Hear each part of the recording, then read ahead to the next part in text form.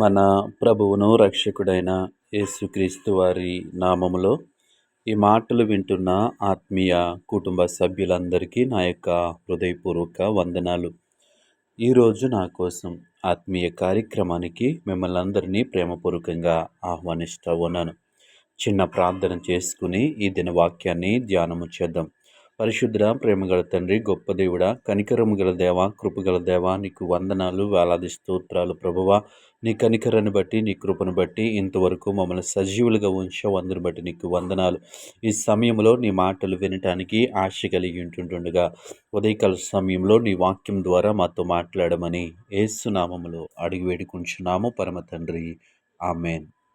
ఈరోజు దేవుని వాక్యము కీర్తనల గ్రంథము 23వ కీర్తన 4వ చరణము. గాఢాంధకారపు లోయలో నేను సంచరించినను ఏ అపాయమునకు భయపడను. కీర్తనకారుడు ఈ విధంగా వ్రాస్తా ఉన్నాడు. నేను దేనికి భయపడను. ఎందుకు నేను భయపడను అంటే దేవుడు నాకు తోడుగా ఉన్నాడని. ఎక్కడ ఎలాంటి పరిస్థితులు అంటే గాఢాంధకారపు లోయలో నేను సంచరించినను. ఈరోజు ఈ వాక్యం ఇచ్చిన ఆత్మీయ స్నేహితులారా, ఈ లోకంలో మనము శరీరానుసారంగా జీవిస్తూ ఉన్నప్పుడు అనేక పరిస్థితుల మధ్య మనము జీవించవలసి ఉంటుంది. అనేక పరిస్థితులు మనకి ఎదురవుతూ ఉంటాయి.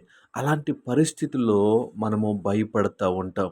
నా జీవితం ఏంటి? నా పరిస్థితి ఏంటి? నా కుటుంబం ఏంటి? ఇలాగా ప్రతి విషయానికి కూడా మనకి తెలిసింది ఏంటి అంటే భయపడటం. మనకి భయపడటము బాగా అలవాటు. మనకి భయపడటము బాగా తెలిసిన విషయము. అయితే ఇక్కడ కీర్తనకారుడు అంటున్నాడు, నేను గాఢాంధకారపు లోయలో సంచరించినను. దేవుని నామానికి మహిమ కలుగునుగాక. అలాంటి భయంకరమైనటువంటి లోయలలో నేను సంచరించిన, నేను జీవించిన, నేను నడిచిన, నేను ఏ అపాయమునకు భయపడను. ఎందుకు భయపడడు అంటే ఆయన పక్షముగా దేవుడు ఉన్నాడు కాబట్టి, ఆయనకి దేవుడి యందు ఆయన నమ్మకం ఉంచాడు కాబట్టి ఈ విధంగా సాక్ష్యం ఇస్తా ఉన్నాడు. ఈ విధంగా చెప్తా ఉన్నాడు. ఈ ఉదయకాల సమయంలో ఈ మాటలు వింటున్నటువంటి మన జీవితంలో కూడా అనేక అపాయాలు సంభవిస్తూ ఉంటుంది.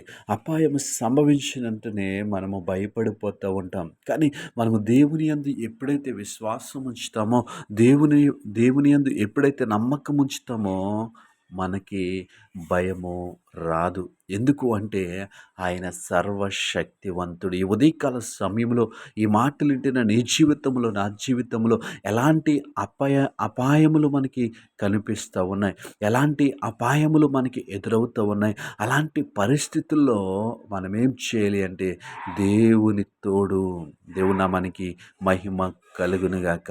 ఆయన యందు విశ్వాసము, ఆయన యందు నమ్మకం ఉంచి మనము జీవించినట్లయితే మనం ఎలాంటి అపాయమునకు కూడా మనము భయపడము. ఈరోజు ప్రతి విషయానికి మనము భయపడిపోతూ ఉన్నాం. ప్రతి విషయానికి దిగులు చెందుతూ ఉన్నాం. ప్రతి విషయానికి కంగారు పడిపోతూ ఉన్నాం.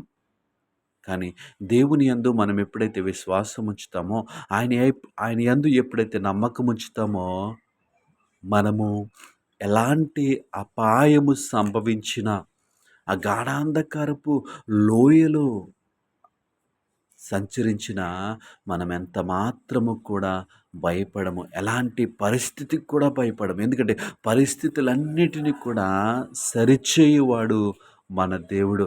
పరిస్థితులన్నింటినీ కూడా చక్కపరచువాడు మన దేవుడు. కాబట్టి ఈ వాక్యం వింటున్న నీ జీవితంలో, నా జీవితంలో ఎదురవుతున్నటువంటి అపాయములను బట్టి, ఎదురవుతున్నటువంటి భయములను బట్టి మనం దిగులు చెందుతూ ఉంటే, ఈరోజు దేవుని వాక్యము సెలవిస్తూ ఉంది, దేవుడు మనకు తోడుగా ఉన్నాడు. ఆయనే మనకి సహాయము చేస్తాడు. ఈ వాక్యమైన మన జీవితంలో దేవుడు కార్యము చేయునుగాక. ఆమేన్.